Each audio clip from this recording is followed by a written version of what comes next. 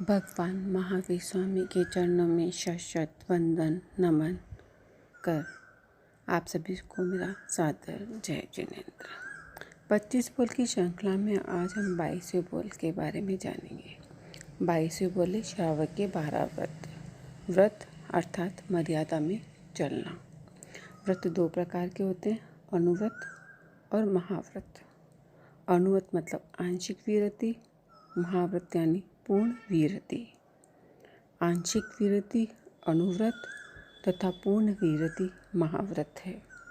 जो सर्वज्ञ भगवान की वाणी को श्रद्धापूर्वक सुनता है वह श्रावक है। श्रावक शब्द से ही श्रावक की परिभाषा को हम समझ सकते हैं।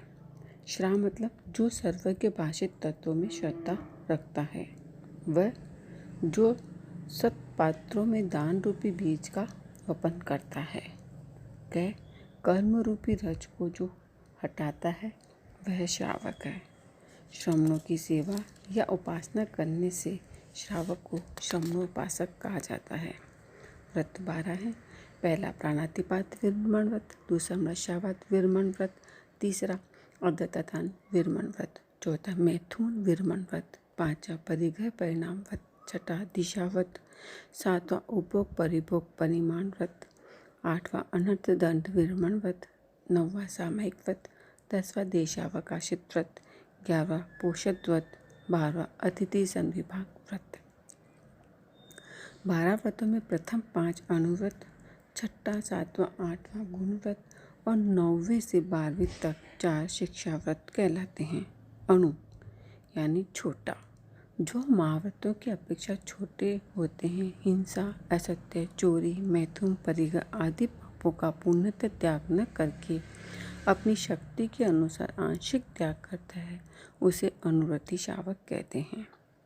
जो अनुव्रतों को गुण अर्थात लाभ प्रदान करते हैं, उनके गुणों में वृद्धि करते हैं, अनुव्रत पालन में दृढ़ता लाते हैं, अभिवृद्धि करते हैं, रक्षा करते हैं। प्रथम के 5 अनुव्रतों के गुणों में वृद्धि करने वाले हैं, उन्हें गुणव्रत कहते हैं। शिक्षा का अर्थ ज्ञान ग्रहण और चारित्र का अभ्यास है। ये व्रत महाव्रत की शिक्षा देते हैं और महाव्रत के अभ्यास की ओर ले जाते हैं।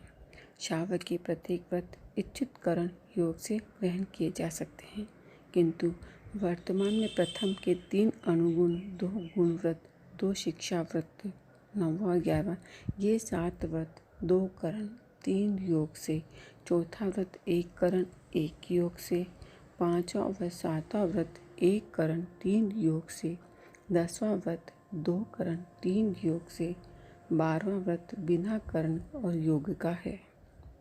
अशुभ की निवृत्ति के लिए प्रत्याख्यान करते हैं।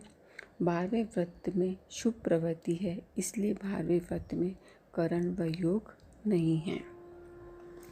4 गति के जीवों में 15 कर्म भूमि के संगी मनुष्य ही 12 व्रतों को ग्रहण करने का सामर्थ्य रखते हैं। देवगति नरगति के जीव एक संगी तिर्यंश पंचेंद्रिय जीवों को छोड़कर सभी तिर्यंश के जीव अव्रती ही होते हैं, अर्थात व्रत ग्रहण करने में असमर्थ होते हैं।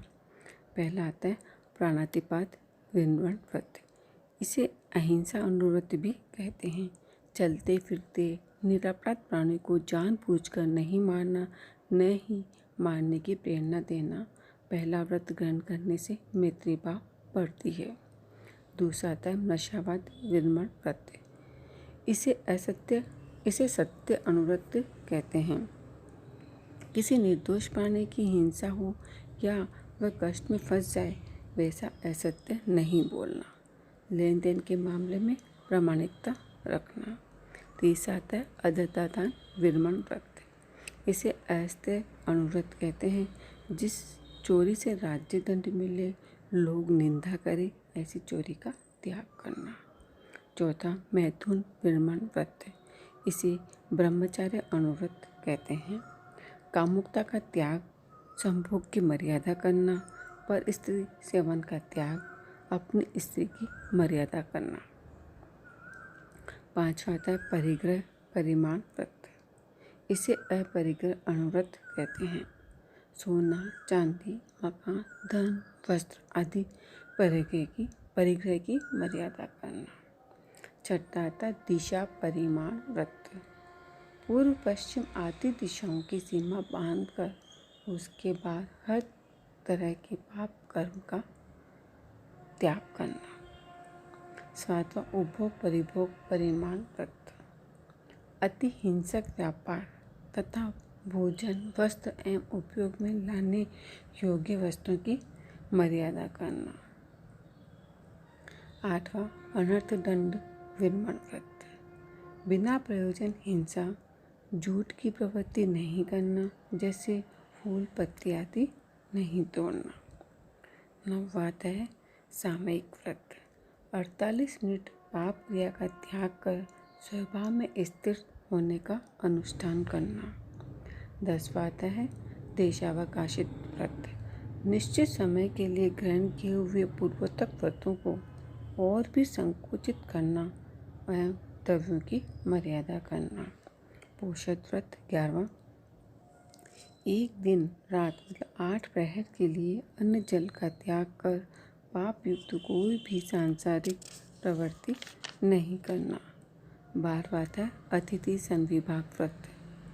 साधु साध्वियों को कल्प में शुद्ध दान देने की भावना रखना। यह है 12 व्रत। गृहस्थ में रहकर भी आप इन 12 व्रतों को स्वीकार कर धर्म की आराधना कर सकते हैं। कुछ अंशों में की गई आत्म साधना भी आपके जीवन को सही दिशा की ओर मोड़ देती है।